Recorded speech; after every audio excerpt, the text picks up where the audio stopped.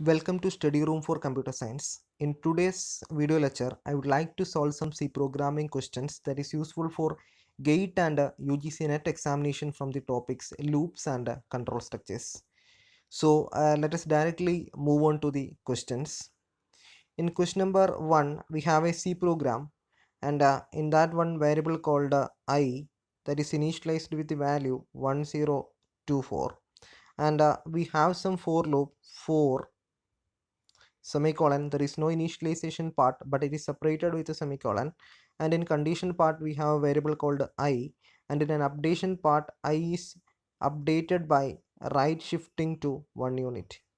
So we have already seen some for loop something like that for I equal to 0, and some condition say I less than or equal to some 10, whatever, some plus I.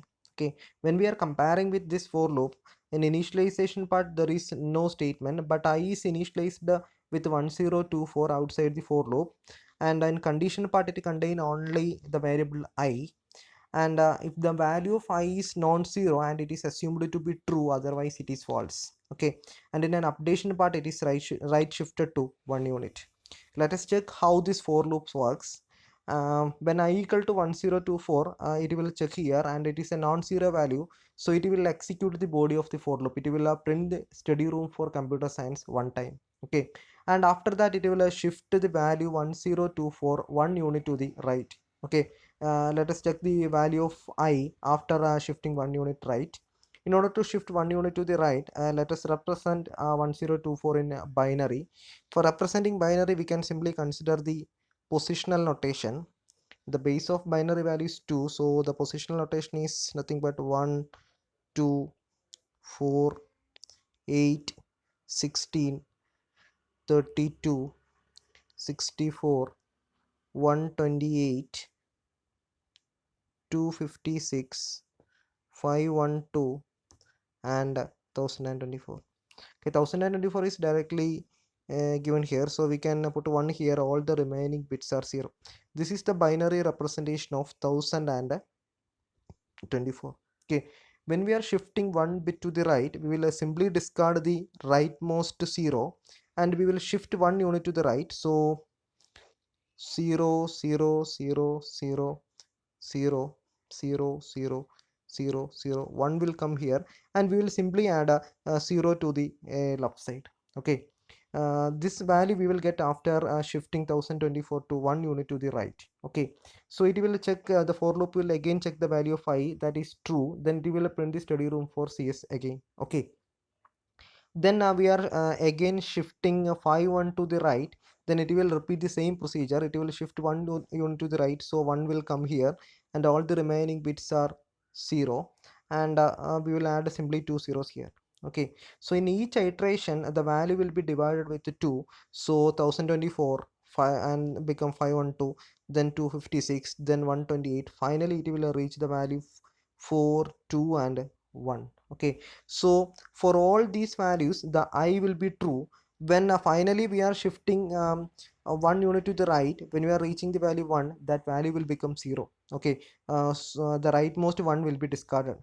At that time this condition will become false, and it will not enter into the body of for loop, which means that for all those values of I, for all these values of I, the body of the for loop will get printed. So let us count these values: 1 2 3 4 5 6 7 8 9 10 and 11. So the 11 times the body of the for loop will get executed. So option B is the right answer. Let us move on to the question number 2. In question number 2 we have a C program, and in that we have a macro called print with two arguments I and limit. I and limit. And let us see how this print works. Let us check the main function. In main function I is initialized with 0, and there is a macro invocation print of I comma 3. That is nothing but print of 0 comma 3. When we are invoking a macro, this macro invocation statement will get replaced with macro body. Macro body is nothing but this is the macro body.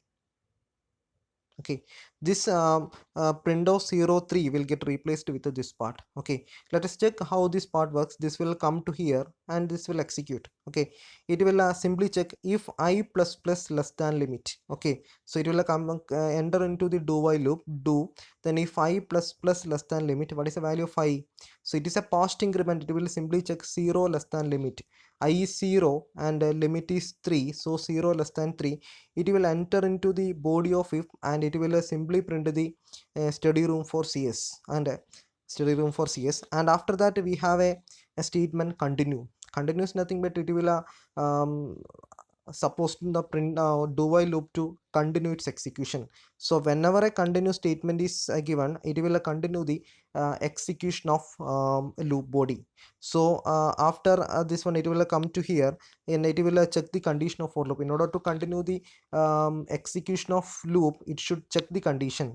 Okay, so whenever this continue statement is given, and you just assume that if there is a statement after this continue, it will not execute, it will directly come to here. For example, if there is a printf statement after this continue, it will simply print study room for CS. Then if there is a continue statement, it will continue the execution of loop body. So it will come to the condition part and it will check. So while 0 in a condition part, it is having a 0 value. 0 value is assumed to be false. Whenever a loop identifies a false condition, it will exit from the loop. So it will print only one time the study room for CS. So option B is the right answer. Okay, let us move on to the question number 3.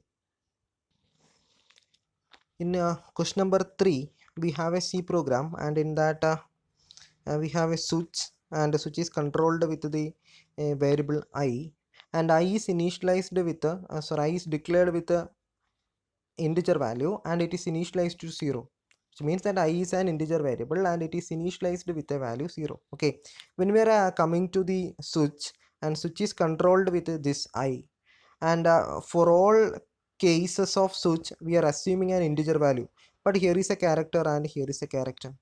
Okay, and we will simply assume that I is an integer variable and this is a character. We will assume that the compilation error will be the result, but we already know that we can convert integer to character and character to integer directly, because all characters are internally represented as integers. So whenever I is found here and I is an integer and here is a character, so it will simply check the, if 0 is an integer, it will simply check the character corresponding to this ASCII value. Okay, character, because all the for all cases there is a character. We will simply check the character corresponding to the ASCII value 0. The character corresponding to ASCII value 0 is nothing but /0. Okay, /0 is the character corresponding to 0 ASCII value. So for case 0 it is a 0 character, and for a case 1 it is a character 1. There is no /0 is there, so it will execute the default statement. So it will print the study room for CS. Okay, and for example, if the value of I equal to some 65, for I value of I equal to 65 and some case capital A is there, what will happen? Switch of I, that will execute switch of 65, and it will check the ASCII value for it. It will check the character corresponding to the ASCII value 65, and we have one case A, and the 65 is the ASCII value for character A, and that time the case will match and the corresponding part of the switch will get executed. Here there is no character corresponding to the ASCII value 0, so the default statement will get printed. So the study room for CS will get printed. Okay, so option C is the right answer. So let us move on to the question number 4. In question number 4, we have a C program and we have a variable I, and there is an if statement, and it checks if printf 0 is a string, right? Okay, so there is no semicolon. If printf is nothing but, so the printf will return the value how many character it is successfully printed. So here it prints only one character, so this printf will return the value 1. So this statement will become if 1. So 1 is nothing but a non-zero value, so it is assumed to be true. So if true, so it will assign the value I equal to 3. and whenever this printf is executing, so it will print the 0 on the screen, and the value of I becomes 3. Now 0 is printed on the screen, and the value of I equal to 3, and whenever this printf percentage d I is gets executed, the value of I also will printed, so it will print the value 0 3. So option C is the right answer. So let us move on to the question number 5. In question number 5, we have a C program, and in that, if I followed by semicolon, if I followed by semicolon, if there is a semicolon for if, which means that there is no loop body, sorry, if there is no if body, or there is no body for if, or the body of if is empty, this is equivalent to if I opening a curly braces and closing a curly braces, the no statement inside the if body, both are same. Okay, so int I, we have a variable declaration int I, so I is declared as a global variable, automatically it is assigned to 0. Okay, so if I becomes false, if I become false, so it will not enter into this part, or it will not execute this part. If the value of I is assumed to be true, this else part will not get worked. Okay, so here I the value of I is false, so the else part will get executed. So option B is the right answer, else block is executed. Okay, so let us move on to the question number 6. In question number 6, in main function we have a variable called int n, we have a variable n, and that is declared as int, and we have a for loop. In for loop, the value of n is initialized with 9, and it will check n not equal to 0. The condition is true, the 9 is not equal to 0, so it will enter into the loop body, and it will print n equal to percentage d n minus minus. It is a post decrement, so it will print the value 9 here.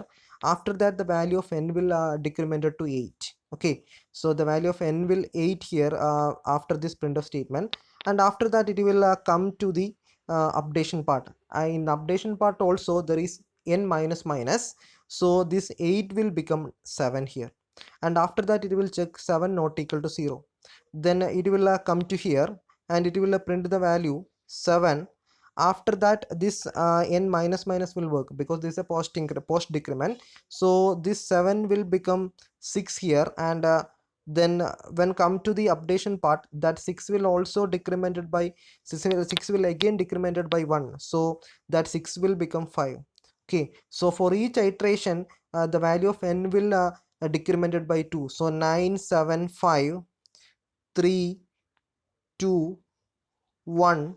Then what about 1 minus 2? 1 minus 2 is minus 1, which means that the value of n will never become 0, and this loop will work for all n not equal to 0. If n equal to 0, it will exit from the loop. So n will be n never will be having the value 0, so this loop will not fail for all values of n, so which means that this loop will infinitely, this loop will executed for infinitely many times, which means that this is an infinite loop. So option C is the right answer. Let us move on to the question number 7. In question number 7, we have a C program, and we have two variables called C and num, and C is initialized with 5, and num is initialized with 10. Okay, so it will enter into the do while loop, and num equal to num by C, num by equal to C, there is nothing but num equal to num by C. The value of num equal to 10, so 10 by 5, num becomes 2. Then while C minus minus, this is a post decrement, so the value of C equal to 5, while 5, that is true, and after that that C will become 4. So when it again enter into the do while loop, the value of C becomes 4.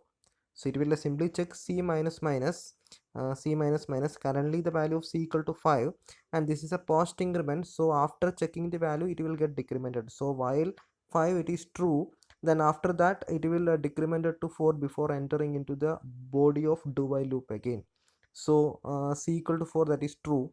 Then it will check num equal to num by c, num equal to num by c, that is nothing but num equal to 2 by 4. So the value of num becomes 0, because actually that 2 by 4 is nothing but 0.5, but num is an integer value, so it will only store the value 0. Again it will check the condition, the value of c equal to 4, while c minus minus, it will check while 4. Then it will enter into the do while loop with the body 3. Then we will get the answer num equal to num by c 0 by 3. We will continue the loop. Then the value of c becomes 3, 2. Finally it will reach the value 1. So while c minus minus, then it will check the value while 1, that is true.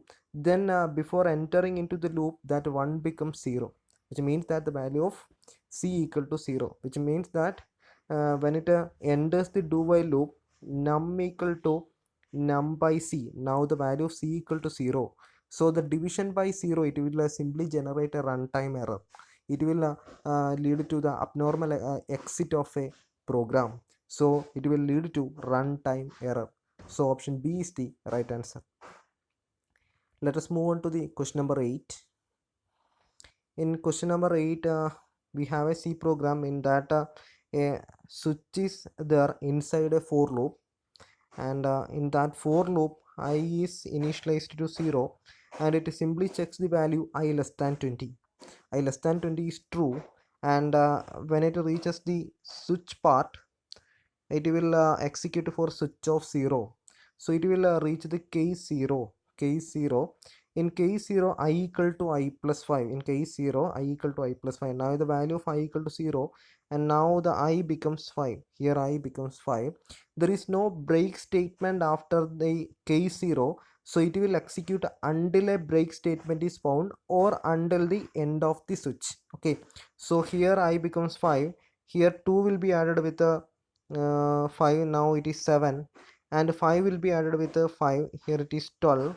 And the default also will get executed, because there is no break after even if the case 5. So then 12 plus 4 16, then there is a break statement. It will exit from the switch, and it will continue the execution of for loop. And when it exit from the switch, there is a printf statement. It will simply print the value of I, that is 16. So it will get printed 16. Okay.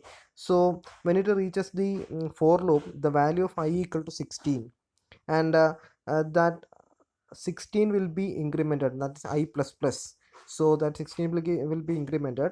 Now it will become 17, that 17 less than 20, 17 less than 20. And the 17 less than 20 is true, but when it matches with the case 0, case 1, case 5, there is no match, because value of I equal to 17. When it works for switch of 17, there is no match with case 0, case 1, and case 5. So it will simply execute the default part. Now the value of I equal to 17, it will work 17 plus 4, I will become 21.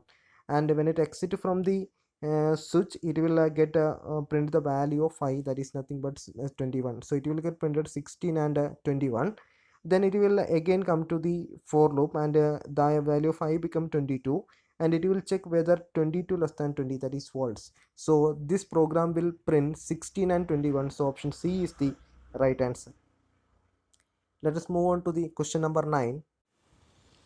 In question number 9, we have a variable called I equal to minus 5, I equal to minus 5, and it will simply check whether I less than 5. So minus 5 is less than 5, it will simply enter into the body of while loop, and it will check whether I greater than 0. Minus 5 is not greater than 0, so it will simply execute the body of else part.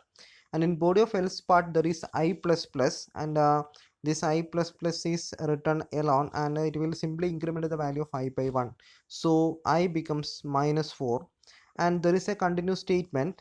If there is a continuous statement in the loop body, it will simply executing the it will simply continue the execution of while loop without executing the statement after that continue statement. So it will simply continue the while loop by not executing the statement. So it will check minus 4 less than 5, again it is true, and it will check I greater than 0. Minus 4 greater than or equal to 0 condition becomes false, so it will become minus 3, and it will continue the execution in the same manner, minus 2, minus 1, and finally it will reach the value 0. And then it will check the condition I greater than or equal to 0, and I greater than or equal to 0, that condition is true. Whenever that condition is true, it will simply execute the break statement. When a break statement is executed inside the body of a loop, it will simply exit from that loop body. So it will simply exit from the loop body, and it will not print anything because this study room for CS is inside the loop body. So due to this break and continue statement, the execution of the program will not reach this statement. So 0 is the right answer. The print of study room for CS will not executed forever. Okay, so let us move on to the last question, question number 10. Which combination of the integer values x, y and z makes the variable get the value 4 in the following expression? So let us check option one by one. In option A, we can simply write small a equal to x greater than y, 3 greater than 4, because x is 3 and y is 4, and we have a question mark. Then x greater than z, is nothing but 3 greater than 2. Then we have a question mark. If 3 greater than 2, 3 colon 2, then we have a colon. Then y greater than z, what is the value of y? 4 greater than 2, then y comma z, 4 colon 2. So let us check the condition. 3 greater than 4, it is false. So if it is true, this part will get executed, and if it is false, this part will get executed. 3 greater than 4 is false, so this part will get executed. And in this part, it will check 4 greater than 2. 4 greater than 2 is true. So if it is true, this part will get executed, otherwise this part will get executed. 4 greater than 2 is true, so this 4 will get executed. So this 4 will be assigned to 4 a, so a will get the value 4. In option a itself, a will get the value 4, so option a is the right answer. And you can check other option also, you will not get the value 4. Okay, so this all about this question. So if you like this video, please share the video maximum, and subscribe my channel Study Room for Computer Science. Thank you for listening.